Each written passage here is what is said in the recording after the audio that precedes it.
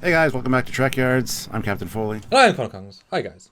We're going to be looking at the Lord X Season 2 trailer, second trailer, not a teaser trailer, but an actual trailer that was released at San Diego Comic-Con, and just point out some things we noticed.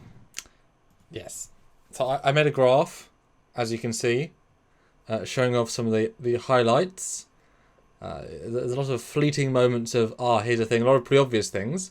But I want to pick your brain specifically about them and see how you vibe and see what I'm most excited for. And just, Lower Decks is the show that uses the canon, and I see plenty of canon here.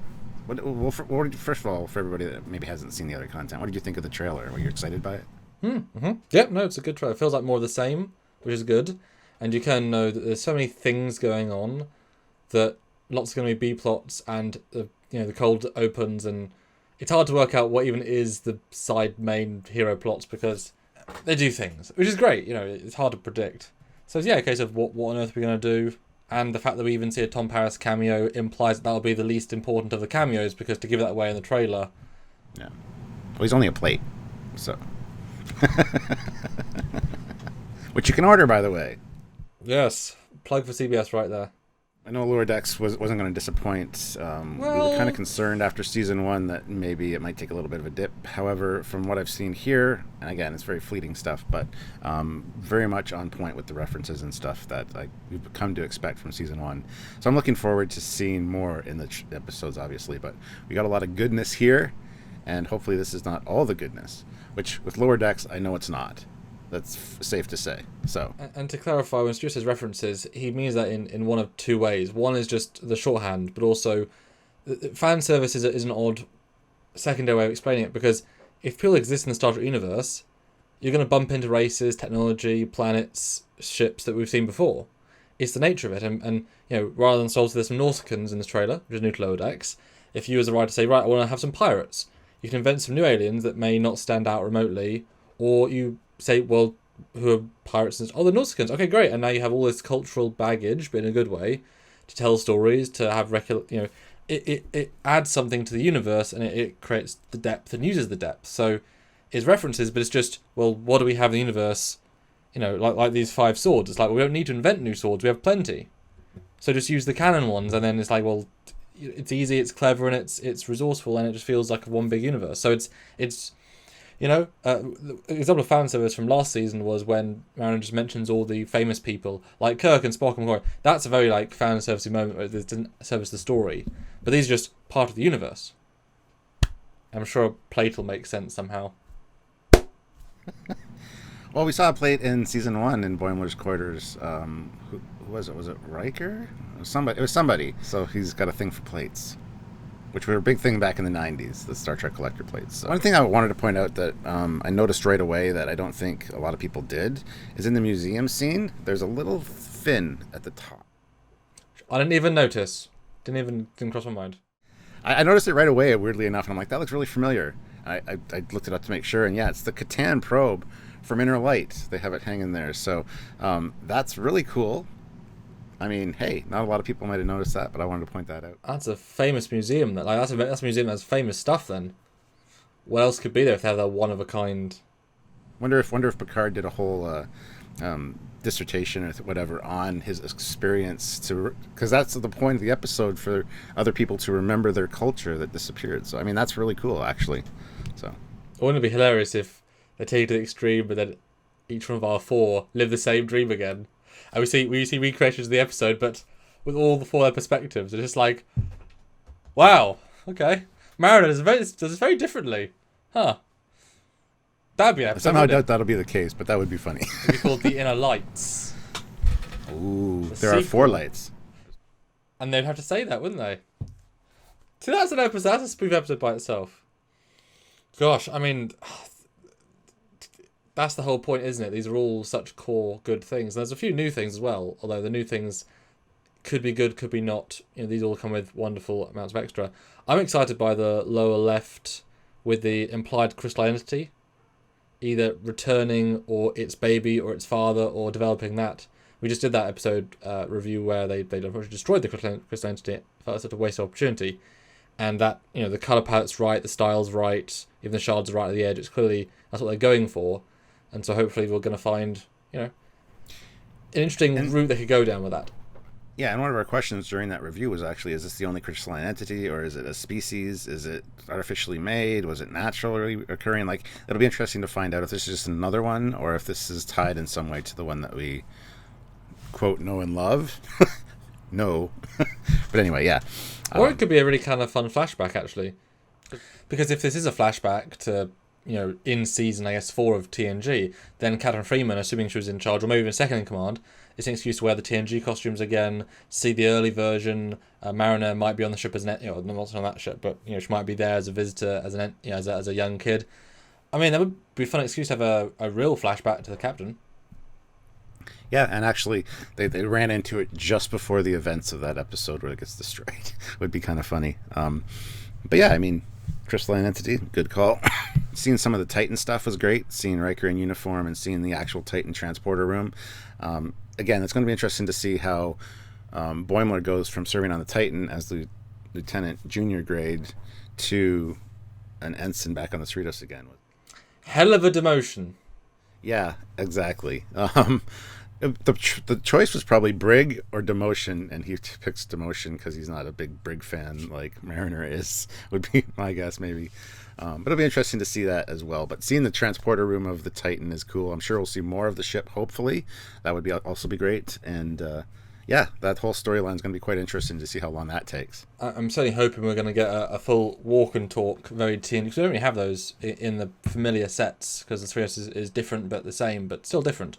So if the Titan is a variant of the E in terms of interiors, then it'd be really fun to see Boimler and Riker walk and talking, and then maybe the payoff is that Riker goes to the bridge and Boimler turns around once he goes on turbo lift and is like, I didn't understand any of that.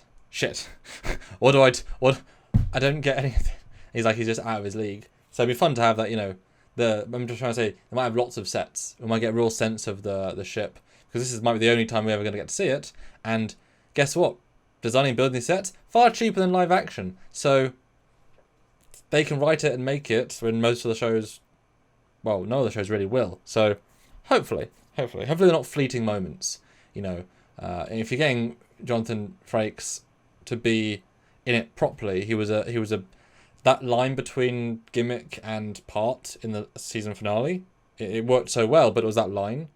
Yeah, I wonder if it's going to be, we start off the season with Boimler already back on the Cerritos as an ensign, and during the course of the season, we get all these flashbacks to his time on the Titan, sprinkled in here and there. That might be the case as well. I don't think so personally, but I think that would be interesting. No, that's an interesting idea. I'm sure we'll talk about that, or either have or will have talked about that on a full live. Now, obviously, you like the Darmok alien. I knew you were gonna. Seeing that Tamarian was very cool. A lot of people have speculated he's going to be the new head of security. I don't think so.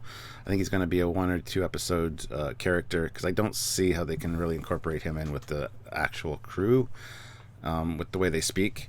I mean, it's a possibility. Don't get me wrong. We do need a security officer, but I'm not sure that's the case. And I love the ceremonial sash with the little knife in it. That's really cool. So it was a nice tie-in as well. Nice reference. Well, he has no visible rank. Well, his double chin is probably covering it by the looks of it. Perhaps. But he's seen a flashback with the previous security officer, so this will be something else other as well. No, it won't be the full time. But, as a one-off, excellent to come back in 8. They became part of the Federation. This is... We opened up a dialogue with them, finally. That is the canon you want to see, which is lovely. Yeah, it's just an overall... There's so many little things here. Maybe we'll get a Picard and Dathon at whatever the planet was reference as well. That would be interesting. Yeah, no, for sure.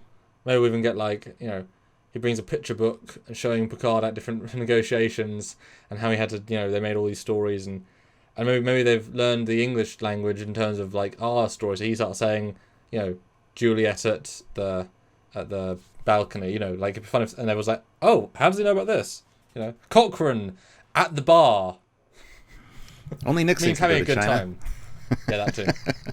Nixon at China. What? Star Trek 6 at box office. Oh my god. But no, each one of these images actually makes me excited, because each one of these could be a full story. Pack-led warriors, Nausicaans, and obviously the Boimler Borg dream nightmare sequence is going to be really interesting.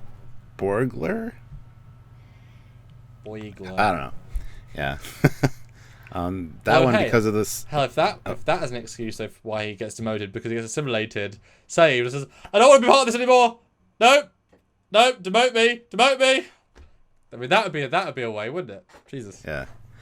That one though, because of the similarity with Locutus, I do honestly think it's a dream sequence or possibly a holodeck thing, but I think it's more of a dream sequence, maybe a nightmare he has. So maybe it's a mariner who's dreaming about fighting, or maybe see another one of the holodeck programs, and now as punishment for Boimler leaving and taking her possible assignment, she's made him a Borg, and then just they get to go in there and beat him up because beating up Borg is fun.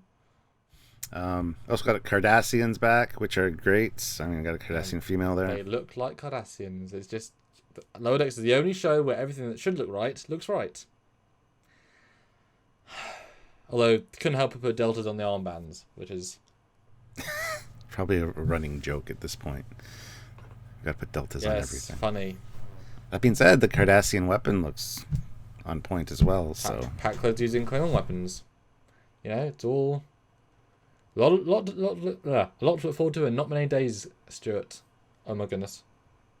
Yeah, August 12th is coming up pretty quick, so we are excited over here. So, well, I guess that's about it for now. If you have anything that you guys noticed that we missed out on, by all means, let us know in the comment section down below. Let us know how excited you are for Lower Decks, and just comment below. Enjoy the community. We have a great one. You can join us for lives as well. We do those every week. Doing a few this week based on the new stuff from San Diego Comic-Con.